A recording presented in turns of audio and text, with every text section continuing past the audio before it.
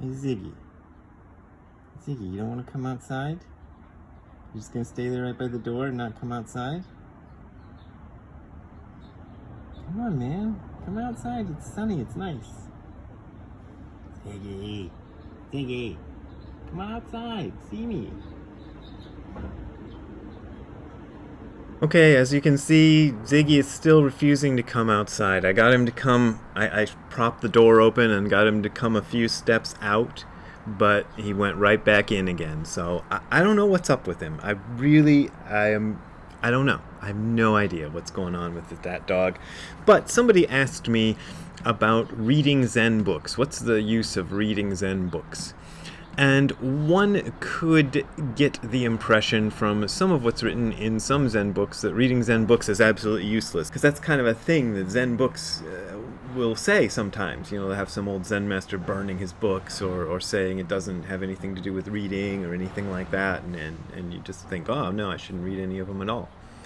Well, as a guy who's read a lot of Zen books and written a lot of Zen books, let me tell you what I think of this question of reading Zen books.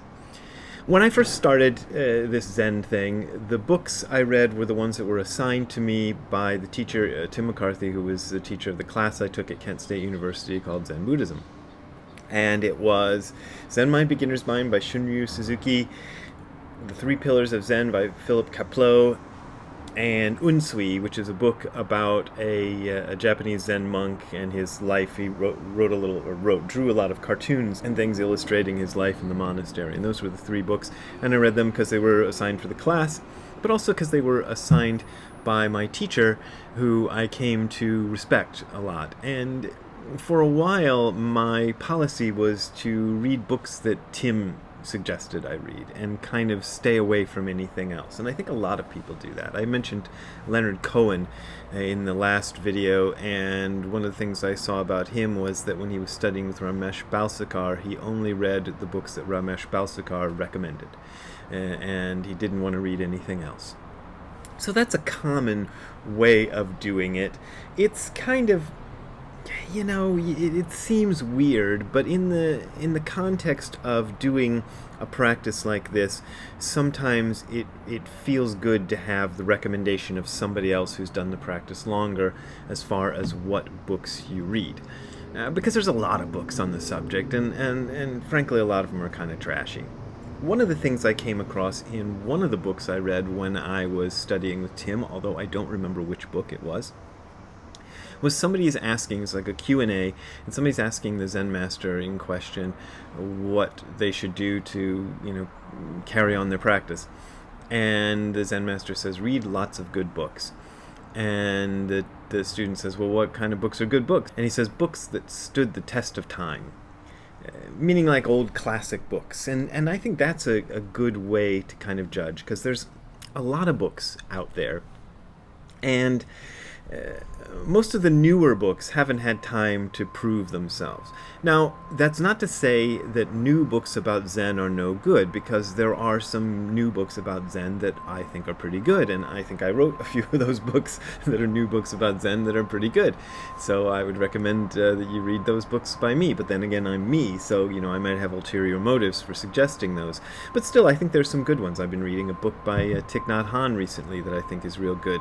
Shunryu Suzuki's book, although it's came out in 1970, which might seem old to some of you kids out there in terms of Zen books, that's pretty new. Dainin Katagiri's books are pretty new. Shohaku Okumura is still writing really good Zen books, and that beeping is just going to go on and on and on. Hold on. Sorry there, folks. Sometimes if I wait for these beeping trucks to stop, then I turn off the video, and then as soon as that one's gone, another one comes by, and anyway, Thursday is trash day out here. Anyway, so different books for different purposes. I think that's what the next topic I was going to get onto, is I read a lot of books.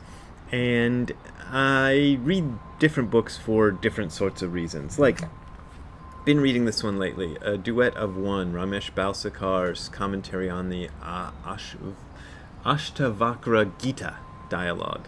And I didn't even know about the Ashtavakra Gita, and it turns out it's a pretty interesting little document. And so I'm reading this book, and I just ordered another book about the Ashtavakra Gita to see if it has a different sort of take on it. It's a non-dual text that's usually considered part of the Hindu tradition, but it's pretty interesting, and I wanted to know about it, so I liked Ramesh Balsekar's other books, and I thought I'll read his book about that. So that is a book I'm reading to gain information, Same with this, probably. This is about Huayan Buddhism, and I kept reading comments and allusions to Huayan Buddhism, so I went and ordered this little thing about Huayan Buddhism by Thomas Cleary, and it seems pretty good, and Thomas Cleary is a well-known writer who's usually well-regarded, so reading that. So again, to get information. Then this other one I'm reading currently, I'm going back and forth between all these books and probably 2 or 3 more. This is the way I read. Sorry, it's probably not a good example. You probably should stick with one book and just read it all the way through, but this is the way I read. But this one's a new translation of Huang Po's work, and I have one translation of Huang Po's work, and I found out there were 2 or 3 others, so I got hold of them, and I've been reading them to try to understand Huang Po's material as it's part of the Zen tradition. And Dogen was very fond of Huang Po, who he usually referred to as Obaku, which is his Japanese pronunciation of his name. See, the beeping starts again as soon as I wait for one to go away. Another one starts. Hang on. So are they going to come back? I don't know. But anyway, let's see. So those were books I read for information purposes. Sorry, I had the video off for about 10 minutes while I waited for that beeping to stop, and now I'm back. The other books I read for other purposes. I don't read these to get information, well, a bit of information, because I'm interested in what Kobanchino said, but it's a different sort of thing. This one, Discovering the True Self by Kodo Sawaki, that's one I put a blurb for this one, and I read that for different reasons. One, to get the biographical information about Kodo Sawaki, which is the first half, but the second half was his teachings, and that I find a little different. This is Gudo Nishijima Roshi's book, To Meet the Real Dragon. This is the original cover. It now has a different cover, but this is the one I bought. That one has a different feel to it.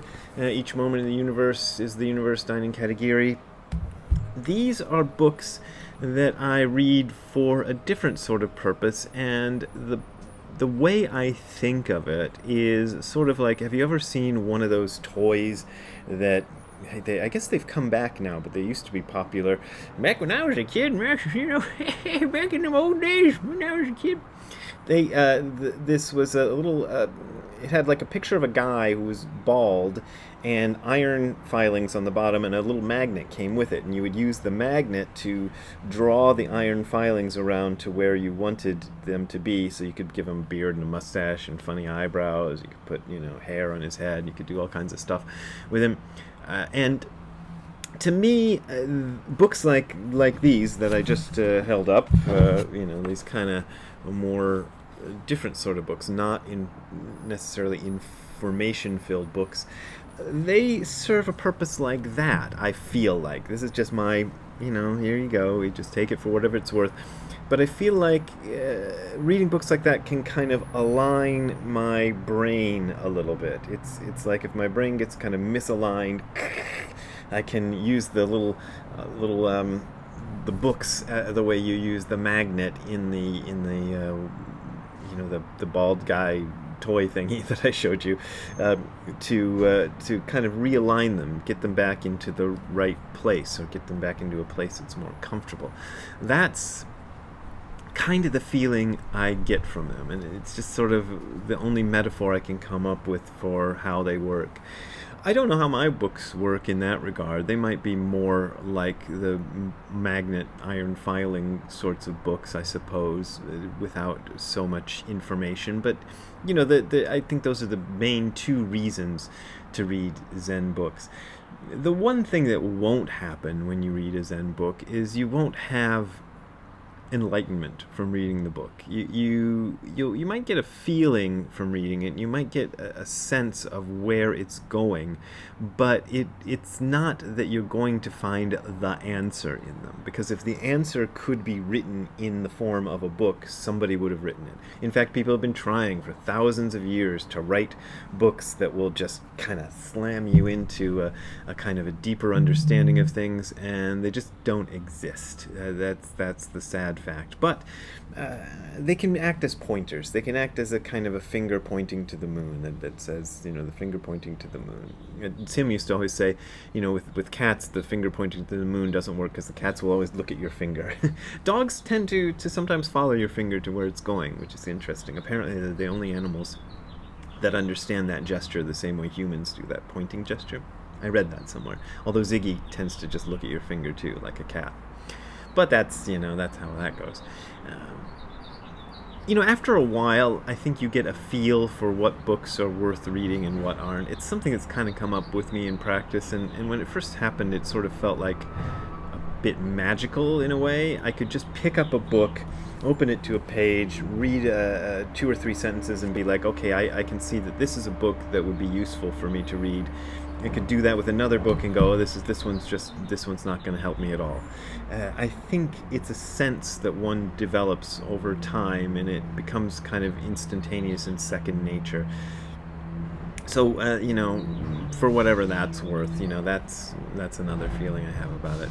So anyway, that's why to read Buddhist books, and if you want to read my books, you can go order some, and if you want to read other people's books, that's great. But if you want to support me, because the book royalties do not support me, you can send a donation to the URL you are seeing on the screen. That will take you to my Patreon and PayPal links, and that is my only way of making a living. I made $2,000 or so last year on book royalties, so I'm not the worst thing that could happen to you, but it's not supporting my living. What is supporting my living is you guys donating. But if you are having financial trouble, as I always say, don't donate to me, because I'm not desperate.